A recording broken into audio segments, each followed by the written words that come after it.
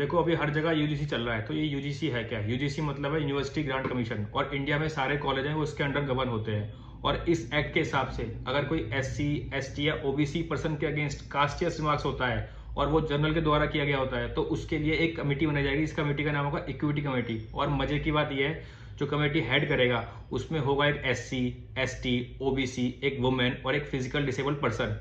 But general category का person होना mandatory नहीं है। और अगर इसका डिसीजन जो जनरल कैटेगरी का पर्सन है उसके अगेंस्ट में आएगा तो उसको कॉलेज से निकाला जा सकता है, उसकी डिग्री जो है वो कैंसिल करी जा सकती है और उसके ऊपर क्रिमिनल केसेस भी फाइल हो सकते हैं। बट यही जिसने कंप्लेंट करी है उसकी कंप्लेंट फेक प्रूव होती है तो उसके अगेंस्ट कोई एक्शन नहीं है। तो आप सोच लीजिए कि अगर कंप्लेंट करने वाले को ही पता लग जाए कि अगर उसकी कंप्लेंट फेक प्रूव होगी तो उसके ऊपर कोई एक्शन नहीं होगा, तो कितनी false and frivolous complaint file होंगी। और ऐसा भी हुआ भी था, एक लड़के ने एक जनरल कैटेगरी की लड़की को प्रपोज किया तो उस लड़की ने मना कर दिया, तो उस लड़के ने उसके ऊपर एक कंप्लेंट फाइल कर दी कास्टियस रिमार्क्स की, और उसके ऊपर एफआईआर ना होने के लिए उसने अच्छी खासी मोटी रकम ली अपनी कंप्लेंट को विड्रॉ करने के लिए।